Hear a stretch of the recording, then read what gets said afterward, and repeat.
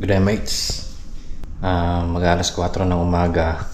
Meron kaming sinalihan na charity ride, yung MS Gong. So, ride against multi-sclerosis, yung parang muscle sickness.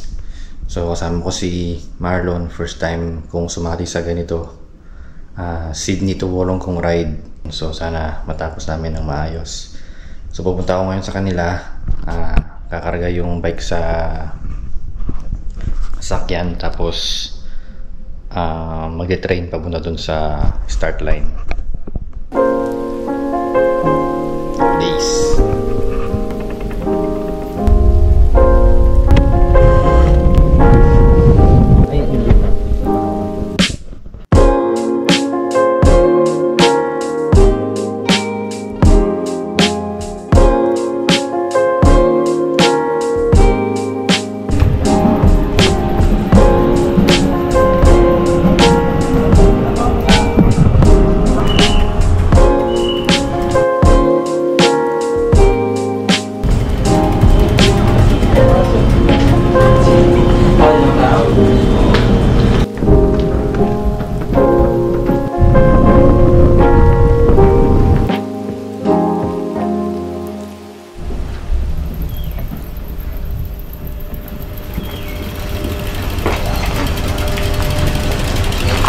So yun nga, mates, after train commute, dito na kami sa may starting venue. So papunta na kami dun sa mismong start line para sa MS Gong ride, fight against multiple sclerosis, charity bike ride. Kasama nga namin dito yung Philos Triathlon Club, member si Marlon. Kasama namin yung ibang mga members. So masaya yung nakasabay namin na grupo dito sa, lalo na para sa akin, sa first time experience ko dito sa event na to. So nag-baggage drop lang kami, nag-prepare, and diretso na rin dun sa event. Yung mga malakas, dahan-dahan lang ha. Hintayin mo kami ha. Yung mga bagal, may isa na naman na konti.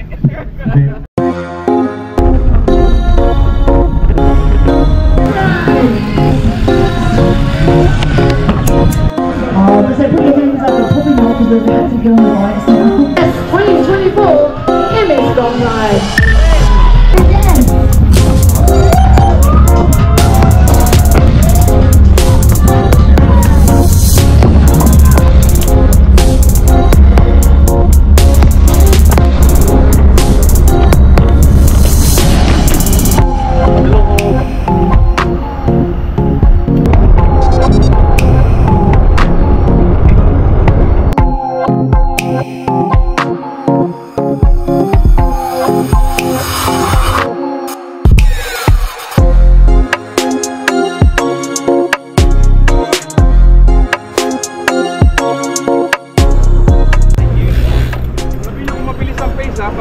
Bilis? Bilis na ako.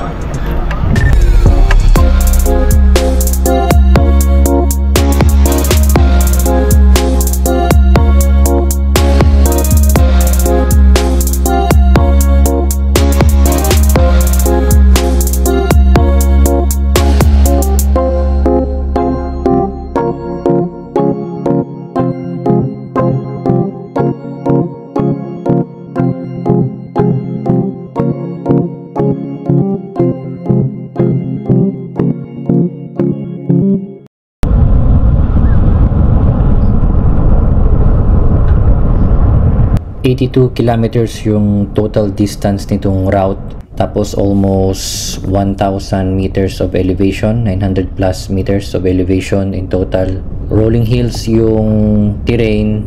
Yung pinaka section ng climb is nasa gitna.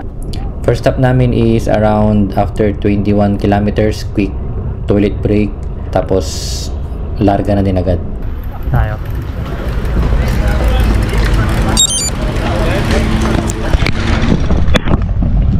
Ka, Pat? Oo. Hindi kayo. Hindi lang ako. Tatanggal tayo sa waterfall.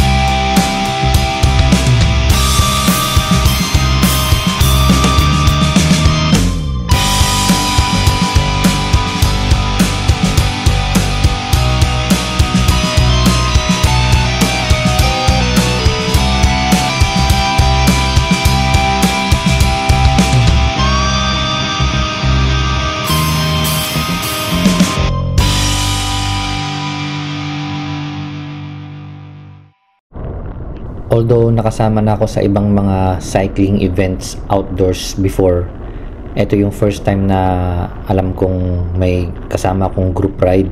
So may kasama ka na nag-aantayan kayo, tapos may pacing. Hindi ko pa gaano kabisado yung group ride etiquette, kung kailan yung turn ko para mag-pull. So kadalasan nasa likuran lang ako kasi nakadraft lang ako dun sa mga nasa harap. Filos pa yung yung nakasama ko dito. So isa yun yung sa mga mas nagpa-enjoy nung ride kasi nakadraft lang ako sa likuran. So diretso kami sa second stop kasi naghahanap din kami nung free food. Ang second stop namin is yung Waterfall Park bago yung descent and yung proper climb. Pagkain ito lang yan. Ngayon wala pa rin.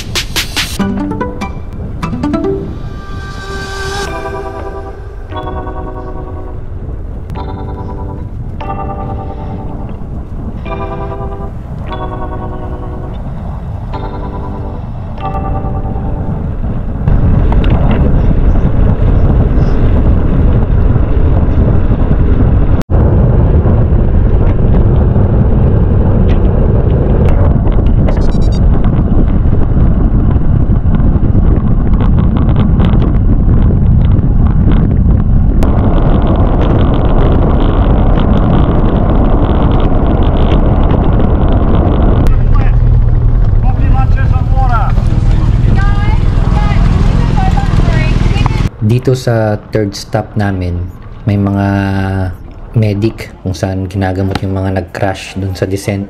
Tapos may mga ambulance din na dumating at palabas. Actually sa course, ito yung fourth rest site dito sa whole course. Dito may pagkain dito, nakakain kami ng konti bago yung akyat papuntang Bald Hill.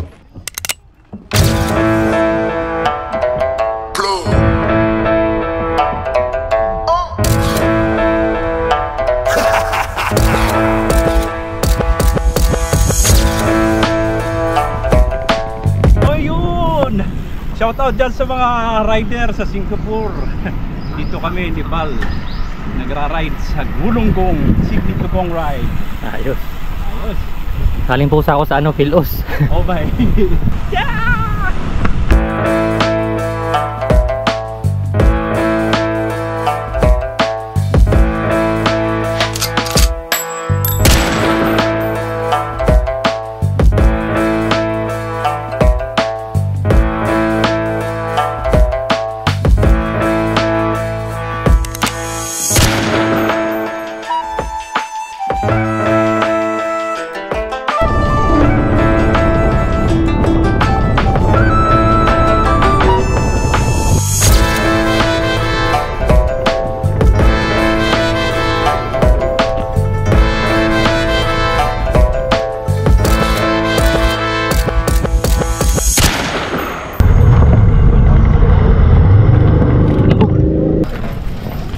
Ito na Bald Hill? Ito na pala yun.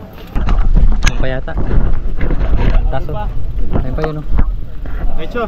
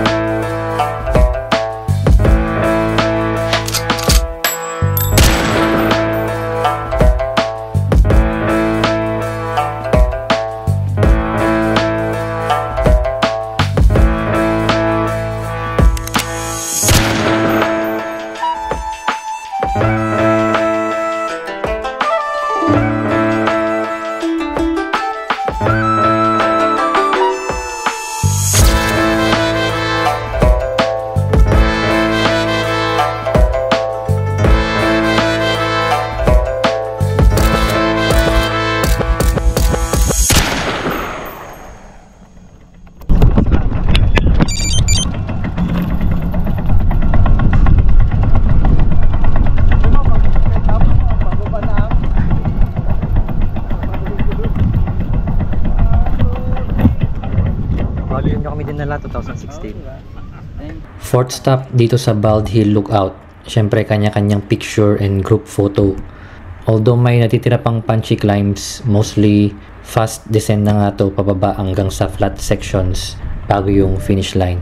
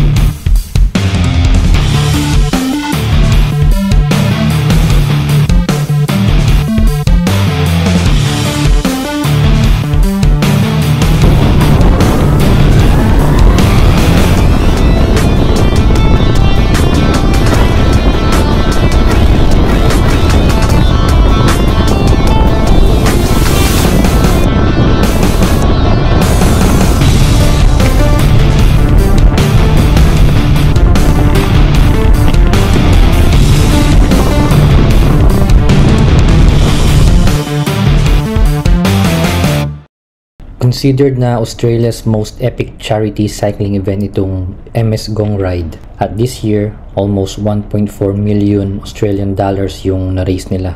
Last year, na-cancel sa mismong start line yung event dahil sa lakas ng ulan.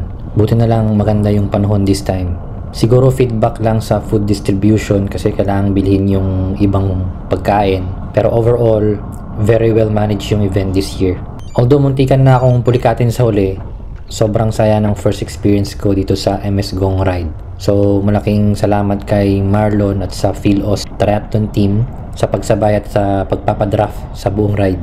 So mukhang yearly tradition na tong pagsali sa MS Gong Sydney to Wollongong Ride against multiple sclerosis.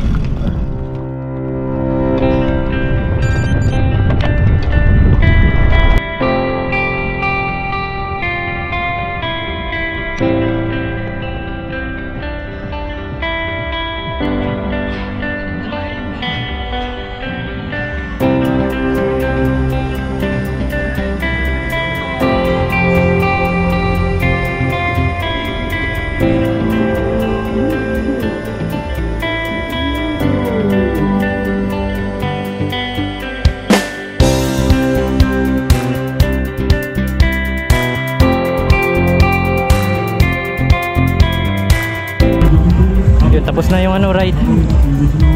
Sapit ako dito sa mga PhilAus. Saan naman? Port Mac. Thank you sa pagsapit sa akin ha. Thank you. Good ride. See you next time. Okay, kaling pusa.